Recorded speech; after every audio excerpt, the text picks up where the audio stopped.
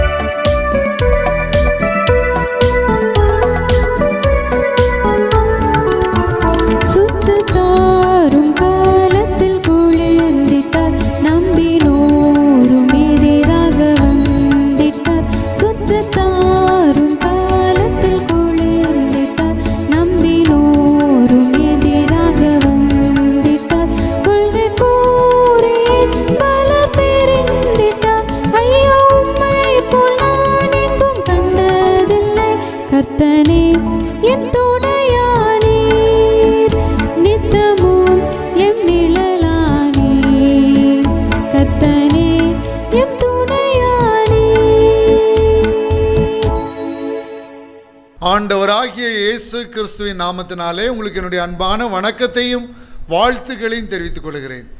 இன்று இரவு நம்முடைய ஞானத்திற்கு ஆதாரமாக கண்ணீர் தரும் ஆசீர்வாதம் என்ற தலைப்பிலே நாம் தியானிக்க இருக்கிறோம். கண்ணீர் தரும் ஆசீர்வாதம். சங்கீதம் 56:8 என்ற வேத பகுதி, 56ஆம் சங்கீதம் 8ஆம் வசனம் சொல்லுகிறது, என் அலைச்சல்களை தேவரீர் எண்ணியிருக்கிறீர், என் கண்ணீரை உம்முடைய துருத்தியில் வையும், அவைகள் உம்முடைய கணக்கில் அல்லவோ இருக்கிறது. கண்ணீரை கணக்கு வைக்கிற ஆண்டவர் நமக்கு இருக்கிறார். என் அன்பு சகோதரனே, என் அன்பு சகோதரியே, என் அன்பு பிள்ளையே, நான் தனிமையிலே கண்ணீர் வடிக்கிறேன். நான் கண்ணீர் வடிப்பது யாருக்கும் தெரியாது, என் கண்ணீரை துடைக்கும் யாரும் இல்லை என்று கலங்கி கொண்டிருக்கிறாயோ, உன் கண்ணீரை ஆண்டவர் தன்னுடைய துருத்தியிலே வைத்திருக்கிறார். உன்னுடைய கண்ணீரை அவர் கணக்கு வைத்திருக்கிறார். உன் கண்ணீரை நீ வீணாக சிந்தவில்லை. உன் கண்ணீரை ஆண்டவர் பார்த்து கொண்டிருக்கிறார். உன் கண்ணீரை கண்டேன், உன் விண்ணப்பத்தை கேட்டேன் என்று சொல்லுகிற நல்ல ஆண்டவர் உனக்கு உண்டு. அதை இந்த இரவு நேரத்திலே மறந்து போகாதே. யாருக்கும் தெரியாமல் கண்ணீர் வடிக்கிறேன், என் கண்ணீரை ஒருவரும் பார்க்கவில்லை என்று நீ சொல்லுகிறாய் அல்லவா? உன் கண்ணீரை அவர் பார்க்கிறார், உன் விண்ணப்பத்தை அவர் கேட்கிறார். ஏசாயா 25ஆம் அதிகாரம் 8ஆம் வசனத்தை வாசித்து பாருங்கள். அவர் மரணத்தை ஜெயமாக விழுங்குவார். ஆண்டவர் மரணத்தை ஜெயமாக விழுங்கி உயிர்த்தெழுததன் நோக்கம் என்ன? கர்த்தராகிய தேவன் எல்லா முகங்களிலும் இருந்து கண்ணீரை துடைத்து தமது ஜனத்தின் நிந்தையை பூமியில் இராதபடிக்கு முற்றிலும் நீக்கி போடுவார். கர்த்தரே இதை சொன்னார். ஏசாயா சொல்கிறார், ஏசாயாவாகிய நான் இதை சொல்லவில்லை, ஏசாயாவாகிய நான் இதை சொல்லவில்லை, சுரேஷ் சாலமோனாகிய நான் இதை சொல்லவில்லை, கர்த்தர் இதை சொன்னார். அவர் மரணத்தை ஜெயமாக விழுங்கியதன் நோக்கம், அவர் உயிர்த்தெழுதன் நோக்கம், அவர் மரணத்தை விழுங்கி உயிர்த்தெழுதன் நோக்கம் எல்லா முகங்களிலும் இருந்து கண்ணீரை துடைத்து தமது ஜனத்தின் நிந்தையை பூமியில் இராதபடிக்கு முற்றிலும் நீக்கி போடுவதற்காக. வெளிப்படுத்தின விசேஷம் 7ஆம் அதிகாரம் 17ஆம் வசனம் சொல்கிறது, தேவன் தாமே அவருடைய கண்ணீர் யாவையும் துடைப்பார். வெளிப்படுத்தல் 21:4 சொல்கிறது, அவருடைய கண்ணீர் யாவையும் தேவன் துடைப்பார். என் அன்பு சகோதரனே, சகோதரி, ரகசியமாய் கண்ணீர் வடித்து கொண்டிருக்கிறாயோ, உன் கண்ணீரை தேவன் துடைப்பார். மார்க் 9ஆவது அதிகாரம் 24 முதல் 27 வசனத்தை வாசித்தோம் என்றால், அசுத்தாவி பிடித்த ஒரு பிள்ளையின் தகப்பன், விசுவாசிக்கிறேன் ஆண்டவரே, என் விசுவாசம் நீங்கும்படி உதவி செய்யும் என்று கண்ணீரோடு சத்தமிட்டு சொன்னான். ஆண்டவர் வந்தார். ஊமையும் செவிடுமான ஆவியே, இவனை விட்டு புறப்பட்டு போ, இனி இவனுக்குள் போகாதே என்று நான் உனக்கு கட்டளையிடுகிறேன் என்று அதை அதட்டினார். அப்பொழுது அது சத்தமிட்டு அவனை மிகவும் அலைக்கழித்து புறப்பட்டு போயிற்று.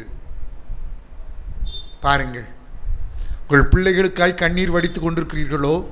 அந்த பிள்ளையின் தகப்பனை போல உங்கள் பிள்ளைக்காய் கண்ணீர் வடிக்கிறீர்களோ? பலவீனமான உங்கள் பிள்ளைகளுக்காக, பிசாசினால் அலக்களிக்கப்படுகிற உடைய பிள்ளைகளுக்காக, பிசாசினால் வேதனைப்படுத்தப்படுகிற உடைய பிள்ளைகளுக்காக கலங்கி கண்ணீர் வடிக்கிறீர்களோ? உங்கள் கண்ணீரை துடைக்க இயேசு இன்று இரவு உங்கள் மத்தியில் எழுந்தருளி இருக்கிறார். அவர் உங்கள் கண்ணீரை துடைப்பார். சாத்தானின் பிடியிலிருந்து உங்கள் பிள்ளையை விடுவிப்பார். உங்கள் பிள்ளையின் நோயை குணமாக்குவார். லூக்கா 7ஆம் அதிகாரம் 37, 38, 50 வசனங்கள் வரை வாசித்தோம் என்றால், லூக்கா 7:37, 38 படி, அந்த ஊரில் இருந்த பாவியாய் ஒரு ஸ்திரீ அவருடைய பாதங்களின் அருகே பின்னாக நின்று அழுது கொண்டு அவருடைய பாதங்களை தன் கண்ணீரினால் நினைத்து தன் தலைமயிலினால் துடைத்து அவருடைய பாதங்களை முத்தம் செய்து பரிமள தைலத்தை பூசினாள். தன் பாதங்களை, அவருடைய பாதங்களை, இயேசுவின் பாதங்களை தன்னுடைய கண்ணீரினால் நனைத்தாள். காரணம், அவள் பாவம் செய்தாள். பாவத்தை குறித்த வேதனை, எல்லாரும் அவளை பாவி பாவி என்று வெறுத்து அருவறுத்த அந்த வேதனை, அவள் கண்ணீரினால் அவருடைய பாதங்களை கழுவினாள்.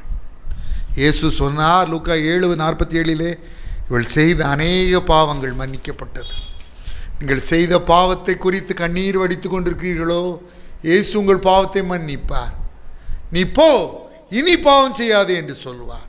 sin no more, sin no more, இனி பாவம் செய்யாதே என்று சொல்வார். இந்த ஸ்திரீக்கு பாவ மன்னிப்பை மாத்திரமா கொடுத்தார். லூக்கா 7:50 சொல்கிறது, அவர் ஸ்திரீயை நோக்கி, உன் விசுவாசம் உன்னை ரட்சித்தது, சமாதானத்தோடைய போ என்றார். உங்களுக்கும் அவ்விதமாய் செய்வார். பாவத்தை நிமித்தம், செய்த பாவத்தை நிமித்தம் என் பாவங்களை யார் மன்னிப்பது என்று கண்ணீர் வடித்து கொண்டிருக்கிறீர்களா? என்னை பாவங்களை மன்னிக்கிற தெய்வம் ஒருவர் உண்டா என்று கலங்கி தவிக்கிறீர்களா? உங்கள் இருதயம் கலங்காதிருப்பதாக. உங்கள் பாவங்களை மன்னிப்பதற்காக இயேசு தன்னுடைய சொந்த இரத்தத்தையே சிந்தினார். இயேசு கிறிஸ்துவின் இரத்தம் சகல பாவங்களையும் இன்னைக்கு நம்மை சுத்திகரிக்கும் என்று 1 யோவான் 1:7 வேதம் சொல்கிறது. லூக்கா 7ஆம் அதிகாரம் 11 முதல் 15 வசனங்களை வாசித்து பாருங்கள். நாயுனூர் என்னும் ஊரிலே கணவன் இழந்த கைம்பெண், அவள் மகனும் இறந்து விட்டான். அவளுக்கு ஒரே மகன், அவனும் இறந்து விட்டான். கர்த்தர் அவளை பார்த்து அவள் மேல் மனதுருகி அழாதே என்று சொல்லி, வாலிபனே எழுந்திரே என்று சொல்லி மரித்தவனை எழுந்து உட்காரும்படி பண்ணி அவன் தாயினிடத்தில் அவனை ஒப்புவித்தார். அந்த விதவை தாயின் கண்ணீரை துடைத்த ஆண்டவர் இன்று இரவு கணவனை இழந்து உதவி செய்ய யாரும் இல்லாமல் கைவிடப்பட்ட நிலைமையிலே அழுது கொண்டிருக்கிற உங்கள் கண்ணீரையும் துடைப்பார். உங்கள் கண்ணீருக்கு காரணமான துன்பத்தை போக்குவார், துயரத்தை நீக்குவார். கடைசியாக அன்னாள் என்னும் பெண் 1 சாமுவேல் 1ஆம் அதிகாரம் 10-11 வசனங்களிலே அவள் போய் மனம் கசந்து மிகவும் அழுது கர்த்தரை நோக்கி விண்ணப்பம் பண்ணி, சேனைகளின் கர்த்தாவே, தேவரீர் உம்முடைய அடியாளின் சிறுமையை கண்ணோக்கி பார்த்து உம்முடைய அடியாளை மறவாமல் நினைத்தருளி உமது அடியாளுக்கு ஒரு ஆண் பிள்ளையை கொடுத்தால் அவன் உயிரோடு இருக்கும் சகல நாளும் நான் அவனை கர்த்தருக்கு ஒப்பு கொடுப்பேன். அவன் தலையின் மேல் சவரகன் கத்தி படுவதில்லை என்று ஒரு பொருத்தனை பண்ணினான். குழந்தை பாக்கியம் இல்லாமல் அதனால் மிகவும் நெருக்கப்பட்ட அன்னாள் மனம் கசந்து அழுது ஜெபிக்கிறாள். நீங்களும் குழந்தை பாக்கியம் என ஆசீர்வாதத்திற்காக காத்து காத்து சோர்ந்து போய் கண்ணீர் வடித்துக் கொண்டிருக்கிறீர்களோ, ஆண்டவர் இன்று இரவு உங்கள் கண்ணீரை துடைப்பார். ஒரே ஆண்டிலே அற்புத குழந்தை அணைத்துக் கொள்ளும்படி செய்வார். அன்னாள் என்ன செய்தாள்? 1 சாமுவேல் 1:15 படி கர்த்தருடைய சந்நிதியிலே தன் இருதயத்தை ஊற்றிவிட்டாள். 1 சாமுவேல் 1ஆம் அதிகாரம் 18ஆம் வசனம் சொல்கிறது, அப்புறம் அவள் துக்கமுகமாக இருக்கவில்லை. அன்பு சகோதரிகளே, குழந்தை பாக்கியன ஆசீர்வாதத்திற்காக கர்த்தரை நோக்கி கதறி விட்டீர்கள் அல்லவா? இனி நீங்கள் துக்கமுகமாக இருக்கவே கூடாது. உங்கள் கண்ணீரை துடைத்துக் கொள்ளுங்கள். அந்நாளை கர்த்தர் நினைத்தருளினார் என்று 1 சாமுவேல் 1:19 சொல்கிறது. 1 சாமுவேல் 1:20 சொல்கிறது, சில நாள் சென்ற பின் அந்நாள் கர்ப்பவதியாகி ஒரு குமாரனை பெற்று கர்த்தரிடத்தில் அவனை கேட்டேன் என்று சொல்லி அவனுக்கு சாமுவேல் என்று பெயரிட்டார். உங்களுக்கும் அற்புத சாமுவேல்களை ஆண்டவர் அருளி செய்வார். உங்கள் இருதயம் கலங்காதிருப்பதாக. அந்நாள் சாமுவேலை கர்த்தருக்கு என்று ஒப்பு கொடுத்தாள். மேலும் ஒரு 3 குமாரரையும் 2 குமாரத்திகளையும் கர்த்தர் அந்நாளுக்கு கொடுத்தார். உங்களுக்கும் அவ்விதமாய் செய்வார். நாங்கள் குழந்தை பாக்கியமான ஆசீர்வாதத்திற்காய் 4 ஆண்டுகளுக்கு மேலாக காத்திருந்து கடத்திலிருந்து ஆண் குழந்தையை பெற்றுக்கொண்டபடினாலே குழந்தை பாக்கியமான ஆசீர்வாதத்திற்காக எங்கள் ஜெபிக்கிற அநேக ஜெபங்களை கர்த்தர் அற்புதமாய் கேட்டு அநேக தம்பதியினருக்கு உதவி செய்திருக்கிறார். சொல்லிக்கொண்டே போகலாம். என்னுடைய குடும்பத்தில் இந்த அற்புதங்கள் நடைபெற்றிருக்கிறது.